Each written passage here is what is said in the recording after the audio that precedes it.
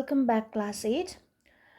Today we will be continuing the chapter British Policies and Impacts. So, in last video, I have talked about different land revenue system, that is permanent settlement, Mahalwari settlement, and Rotwari system, and what were the difference between these three land revenue system.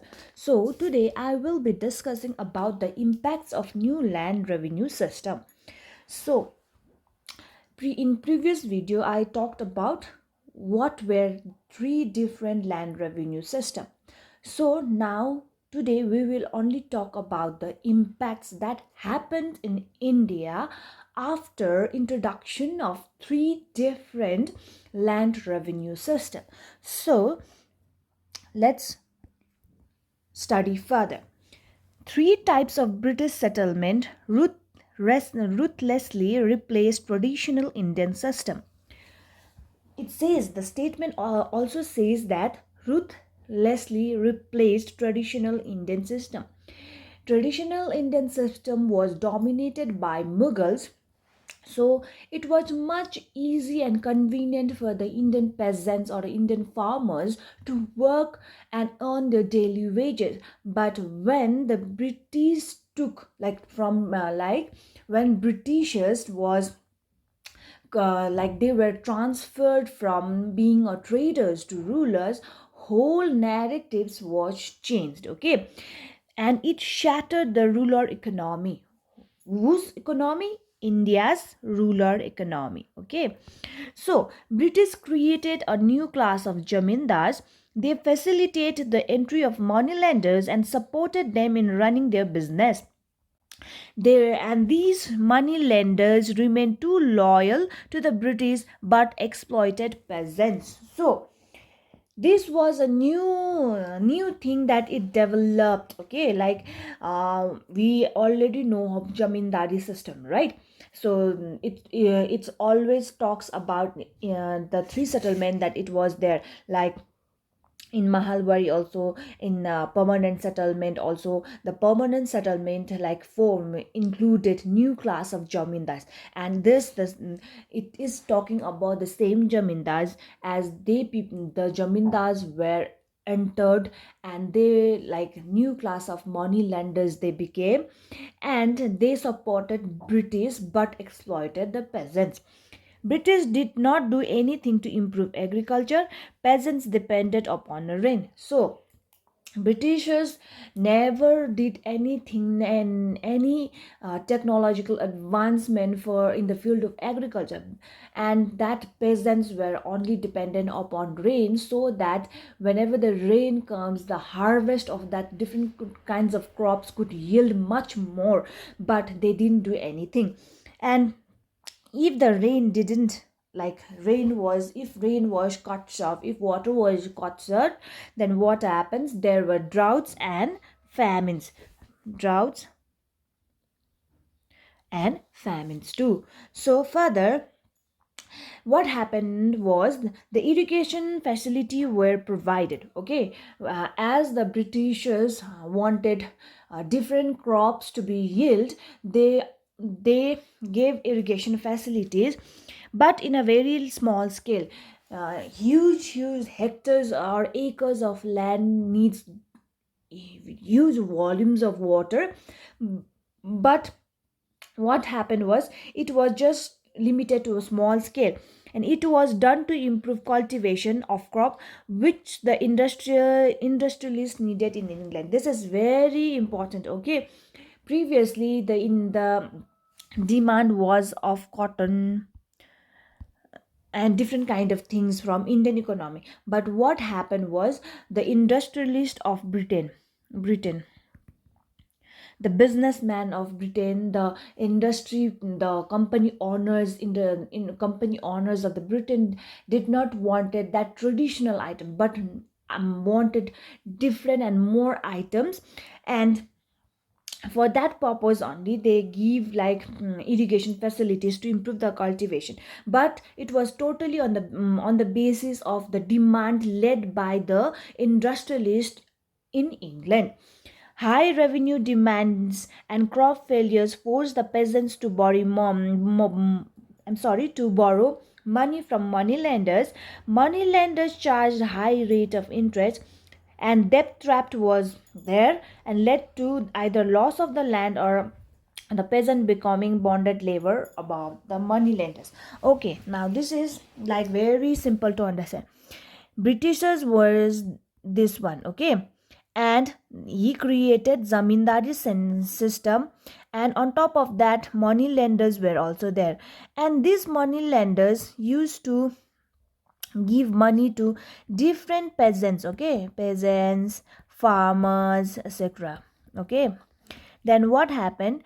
He This money lender used to give money to these people. So then after they receive certain amount of money, they need to give back that money in interest, with rate of interest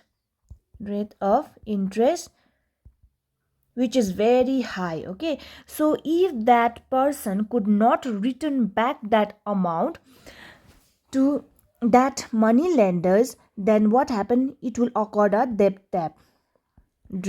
trap. Debt means due, and trap, you know it. And what happened? In order to give him money with high rate of interest, either this person has to give up of his land, either he or she or his family would be bonded labor. So it is very simple. Okay, so this was certain kind of impacts of new land revenue system. Okay, so growth of commercial crops, this is very important. Previously in Indian economy, people used to yield the crops that was not commercially or cash crop, we can say a cash crop that will earn hefty amount of money. But when the British entered India, every narratives was changed, and the demand of commercial crops rose. So commercialization of agriculture, it's like agriculture is totally regarded now. Previously it was regarded for sustenance of living, but agriculture, after it was turned to like commercialize. Impact of peasants and cottage industry. What was the impact on peasants and cottage industry? That East India Company commercialized agriculture for its selfish needs. What East India Company? This one is EIC, is East India Company. East India Company. Okay, so East India Company commercialized agriculture for its selfish need. British granted free land to British citizens for the cultivation of cash crops such as indigo, jute, as well as setting for the tea gardens. So what was the impact?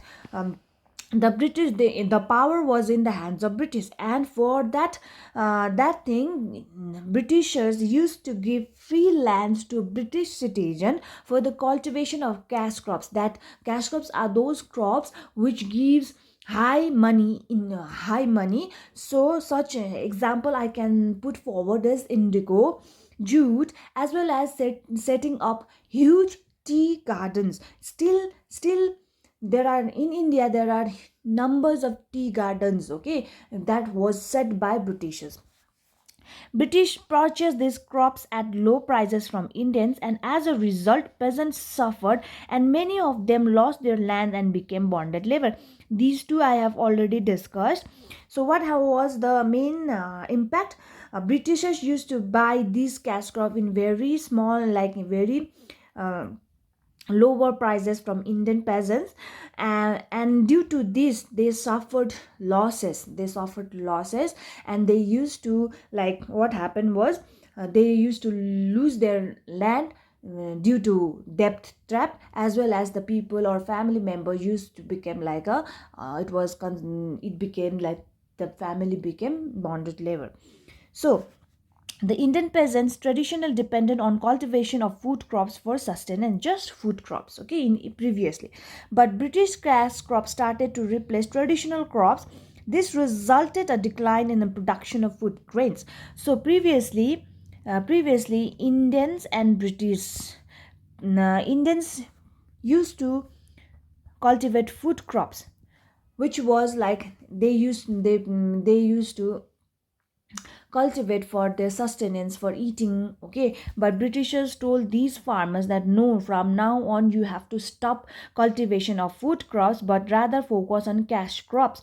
So what happened means every farmers or peasants was forced to cultivate cash crops. Then ultimately there was a shortage of food production, okay. And what happened was, then afterwards, people faced hardship caused by scarcity of food, and condition was very pitiable.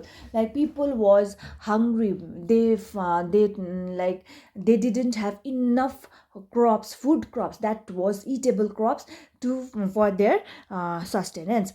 And further, let's talk about the impact of British rule on native traders and artisans. Okay, we talked about impact of peasants and impact of British rule in peasants and cottage industry. Now we will talk about impact of British policy over native traders and artisans. First, number one impact was exploitation of artisan and weavers.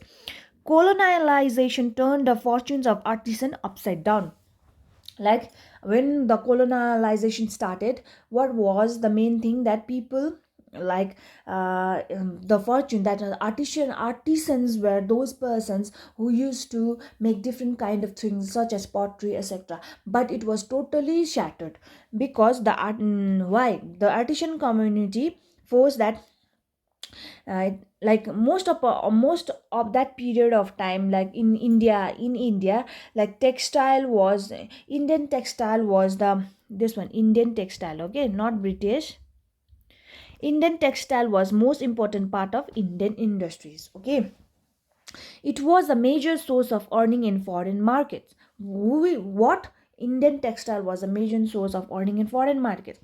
Weaving was national industry of the people. Means weaving means to make different kinds of products. Handmade products was the main thing that people of India used to do at that period of time. Spinning and weaving occupied large number of people in India. Basically, the main occupation was like spinning and weaving. But what happened was, when British entered to the market of Indian economy, it was changed as it destroyed the small scale industries.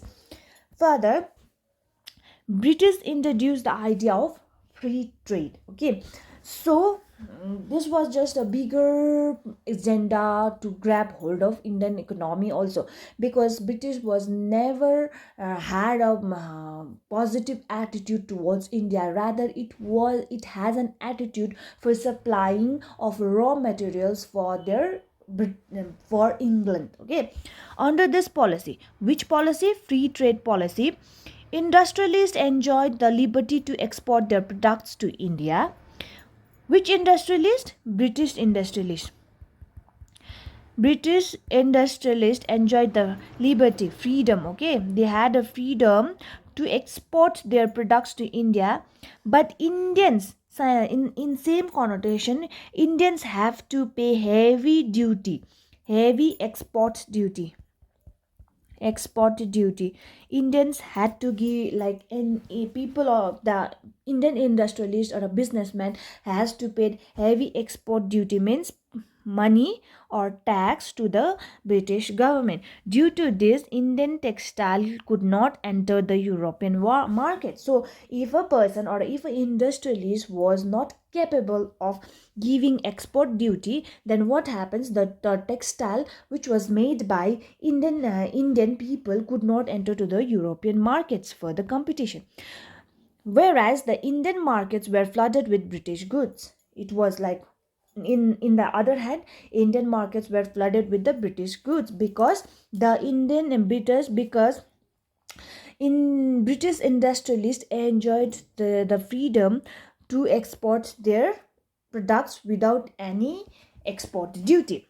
Machine made products was cheaper than hand woven Indian textile. Now, machine made products also replaced the Indian economy. And on top of that, what happened? New class of Indian used this European goods. This was the change of attitude, okay? Change of attitude, because new class of Indians started to use the European goods, which was much cheaper, which was much in variety, and it was made by machines, and it has a finished look. Okay, further, now the impact of British rule on native traders and artisans. Now we are talking about like drain of wealth. Okay, that is also an impact. Drain of wealth. Meaning of drain of wealth: the constant flow of wealth from India to England. What is means? India is out there and this is Britain, and every raw materials that India used to grow and so many things was always transferred to England. Okay, so everything, the constant flow of wealth from India to England, that is called drain of wealth. The colonial government utilized Indian resources such as Indian resources in terms of revenue, agriculture, and industry for the utilization in England. What facilitated this wealth? After the Battle of Plassey, British enjoyed monopoly in India as they plundered India. Monopoly means single person, a single market seller. In economics, you will be understanding about this monopoly market, single multi market, certain so kind of thing. So monopoly, it's like that. In terms of economy, there was British created a market which was mm, for single seller only. Okay, so after the Battle of Plassey, British enjoyed monopoly in India and they plundered the economy of India.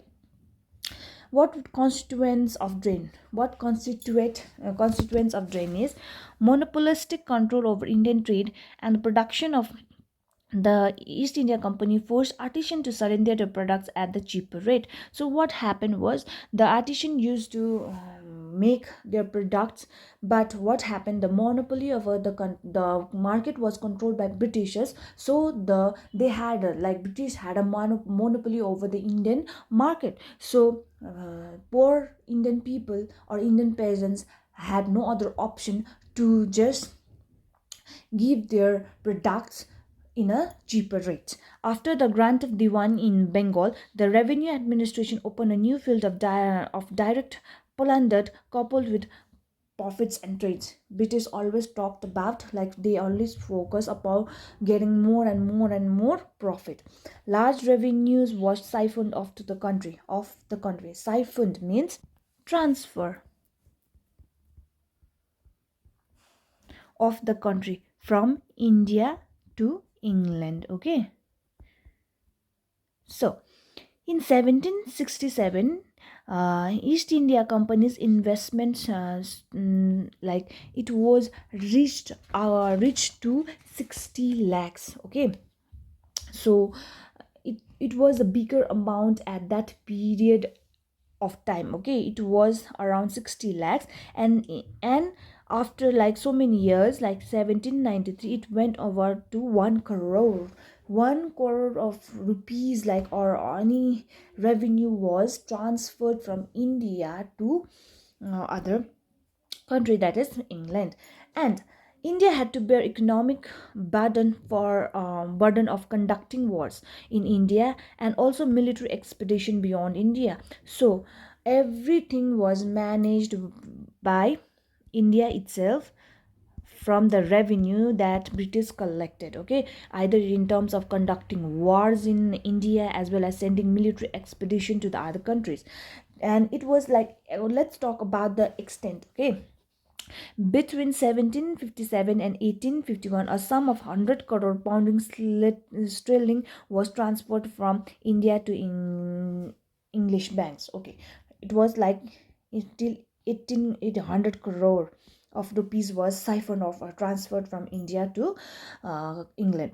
So these picture number one refers like out here this is a British and out here let's talk money lenders, and these are the peasants or farmers. Okay, like with the image also the wearing the clothes and the image of facial expression also says that British had a ruthless attitude towards the Indian people, because previously everything whatever they had earned they had to give to the Britishers, and it was like a death trap to the people. This is a picture number one depicting the whatever the things I said. This is picture number two depicts that everything it is totally regarded of cash crops. Britisher is here wearing a cap, and these are the peasants and farmers. They are loading different kinds of cash crops to send to the economy in England, so that raw materials are sent from India to England at cheaper rates, and finished product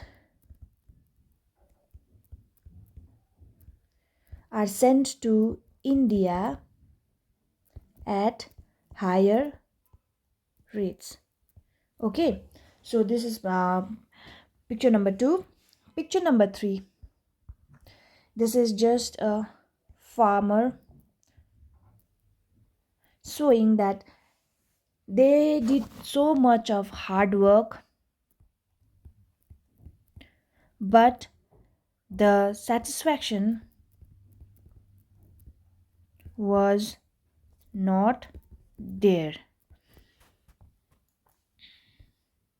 So this is the image like Britishers. This one is Britishers and zamindars. Let's talk about zamindars. Okay, people, the farmers are there, and if they had a debt from zamindars or Britishers, the land was snatched by the Britishers or zamindars. Okay, now it's related to debt trap. Okay, this is fourth picture. Fifth picture, like Britishers and zamindars or different money lenders wanted to make the Indian economy for the production of raw materials. Okay, raw materials. This is just as a business deal. Number six, like economic impacts of British Raj. This is just a simple assumption. Okay, there was drain of wealth. On the other side, development of railways we will discuss in next video. There was zamindari's Royatwari and Maharwali system, but what happened? They led to the deterioration of agriculture, deindustrialization was there, and growth of landless labor were there, or bonded labor. Then